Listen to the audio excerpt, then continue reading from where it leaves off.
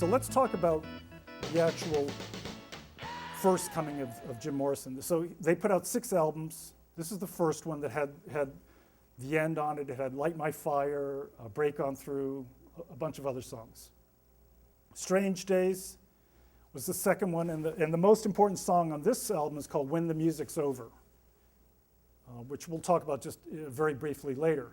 Now, one interesting thing about this picture is there used to be these albums, these vinyl things that are very big, and this backside, John Densmore, the drummer, said this is a wraparound, and that is a second midget, or, I mean, vertically challenged fellow. So that's the same alley. The third album, Waiting for the Sun, and it's got the same logo, and these 3 form sort of a unit. The Soft Parade was the fourth. They brought on a lot of horns and strings on this one, and had a big hit single out of it called Touch Me. Morrison Hotel was the 5th album, and they saw this hotel called Morrison Hotel when they were driving around LA, jumped into it. Henry Diltz took a few photos, and there are Morrison Hotel stores in New York, and I think either Santa Barbara or Los Angeles, maybe even Las Vegas, but they're called Morrison Hotel, where you can buy photos that Henry Diltz took. And he was a very famous Doors photographer.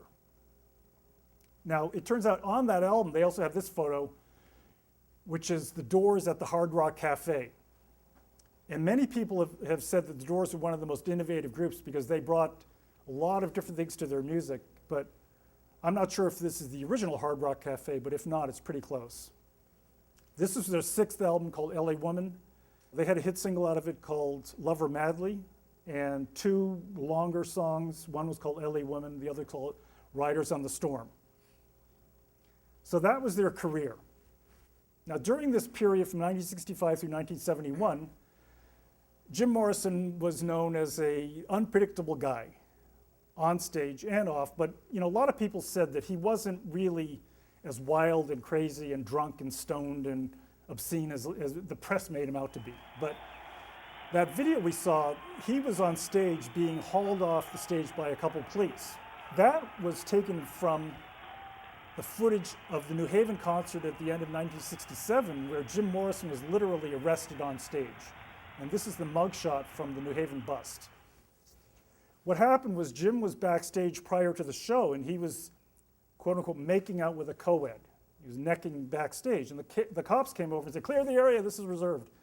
And Jim, whose father was in the military, was very anti-authoritarian, and he started giving the cops some lip. And they got into a shouting match, and Jim Morrison got maced.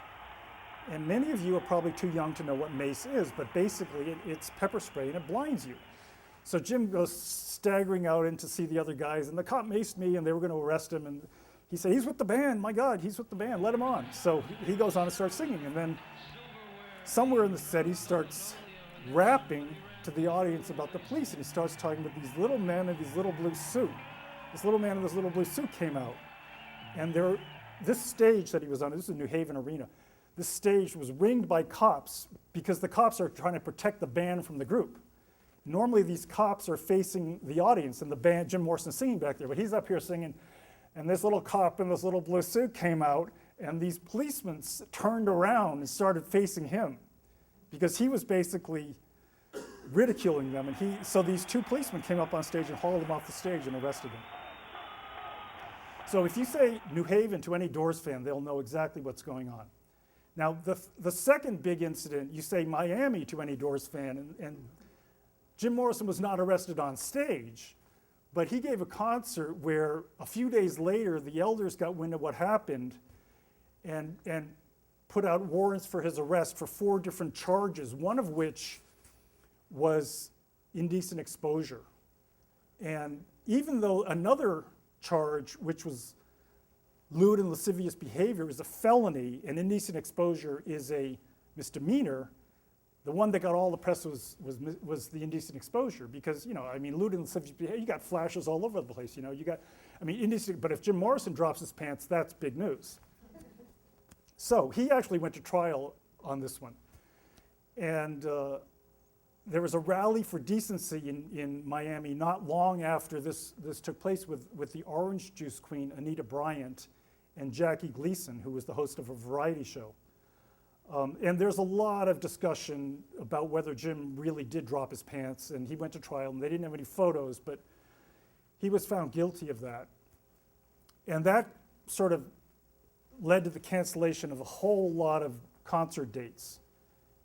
Now, the second coming of Jim Morrison has to do with something in the late 70s that took place where the Doors got into the studio and took some of Jim's spoken poetry and put it to music, and they came out with this album called An American Prayer. And then Francis Ford Coppola used the end in Apocalypse Now. You may remember Martin Sheen coming out of the water, and Marlon Brando as the lead, the insane military guy that Martin Sheen is supposed to go assassinate. And the reason Marlon Brando is supposed to get assassinated is because he's like too over the edge. He must have killed too much. This book, called No One Here Gets Out Alive, really catapulted the Doors' second coming because it went to the bestseller list on the New York Times. It came out as a trade paperback in 1980, and it was written by Danny Sugarman and Jerry Hopkins. And Danny was the Doors' mascot. He was 14 when he started hanging around the Doors' office, and he answered their fan mail for $0.10 a letter. And he became one of the inner circle and later became their manager after Jim died. Jerry Hopkins had written for Rolling Stone. And Jerry is a very prolific author, was there for the beginning. A lot of his colleagues at Rolling Stone were not so literate. In fact, Frank Zappa, I don't know if you know who he is, Mothers of Invention, very, very influential artist. Frank Zappa once said that Rolling Stone was written by people who can't write for people who can't read. And the quote-unquote rock criticism of the time with all these magazines were written by and large by people who didn't have a literary background.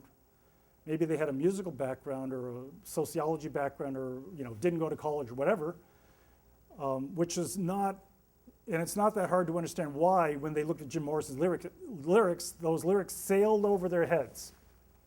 Now, another book that came out in the second coming was The Illustrated History, which compiles a lot of press clippings of the Doors, because the Doors, they were a rock group, but they were written up in Vogue and Time and Life and Saturday Evening Post, as well as the rock journals. Jim Morrison was, quote unquote, widely exposed. And a lot of people, he sort of became known as a rock god. I think that other guy mentioned that on the video. The third coming of Jim Morrison was ushered in by Oliver Stone, who created the movie The Doors in 1991. This poster, it says coming March 1st at the very bottom. That movie was advertised on the Super Bowl that year. People were told in January or February, whenever it was, to get ready for that movie. And that movie was not what you'd call a commercial success, although you can still see it on TV now. I saw it a couple days ago, or a couple weeks ago. The movie opened at number 2 on the charts and then went to number 5 and then went on a downhill slide because a lot of people didn't like the movie. In fact, Ray Manzarek said that was a character assassination of Jim Morrison. And Oliver Stone took a lot of liberties with the life of Jim Morrison. And there was a group, 2 brothers named the Smothers Brothers, who had a comedy hour back in the 60s. The Doors appeared on it. They saw the movie, and one of them was interviewed about the movie. What did you think about that movie? And one of the Smothers Brothers said, that was not the Jim Morrison I knew. And there's a lot of quote-unquote excess in that movie. Okay, let's move on to what's really going on in the Doors. And basically, at the core is the vision that Jim Morrison had. And then he happened to write poetry and lyrics. And when he put these together, he was not a singer, he had not sung. But then they went into the studio and created studio albums and then the live performances. And it's these live performances which really have sort of defined Jim Morrison and caused all that controversy. You don't get arrested in Miami if you're writing poems in a studio. So it's really the vision that underlies everything. And if you don't understand the vision, then the rest is not that meaningful. And if you listen to the Doors on AM radio and you hear Light My Fire, Hello, I Loved You, Love Me Two Times, Riders on the Storm, you'll never realize there's something deep going on here. So as I see it, Morrison equals monumental meaning. And he had a vision of transcendence, liberation, and rebirth. And he speaks to us from the other side of the door. That's why he says, break on through to the other side. And they're far more than mere entertainment. You know, they were not like Elvis or the Rolling Stones and the Beatles, where you go to the concert, feel good for a couple hours, get high maybe, and go home and forget all about it. These guys wanted to provoke you. They wanted to make you think and entertain at the same time. And he viewed the Doors' music as a means of transporting the listeners to higher consciousness, salvation, and even God. And I believe every person can benefit from listening to their music. And the importance of the Doors extends way beyond music. It goes into music and poetry and philosophy, psychology, spirituality, and theater and the performing arts, and really sort of our existence on the planet. He talked about things that make us human.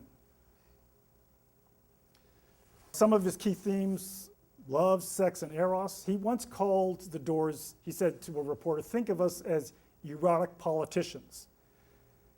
Now, Jim Morrison grew up in the military household, and the press were around interviewing his father, and he knew that when you talk to the press, you sort of have to give them these sound bites, because the press is looking for an angle. And he came up with the erotic politicians, and he was not thinking erotic in the sense of an erotic movie or going to see a strip club. He was talking about eros and thanatos, life and death, eros in the biggest sense of the word. But erotic politicians sticks with people, so that's what he said. And he had a whole bunch of other one-liners.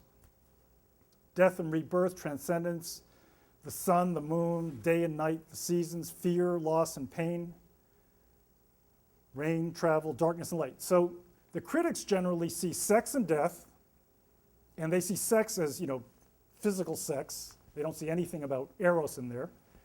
They see death because Jim talks about dying, he talks about drowning. And they see darkness because he talks about darkness. They do not see the light, they do not see the rebirth, for the most part. Some of them do, but in general, the rock critics especially don't see anything significant going on there. So Gene Youngblood was a critic at the Los Angeles Free Press, and he wrote a long article saying the Doors is the music of outrage, it is avant-garde. He had a lot of interesting things to say about the music, and then he said, Doors can provide instant enlightenment through sex. And Jim read this aloud to the other members of the band one day, and he was like, this guy, he said, this is amazing. And he told people afterwards that Gene Youngblood was the first critic to really see where his head was at. Now, obviously, Morrison was joking, because Gene Youngblood really didn't understand Jim Morrison. But he came up with this line, Doors can provide instant enlightenment through sex, which is not that bad, but I want to change it to Doors can provide accelerated enlightenment through sacred ecstasy.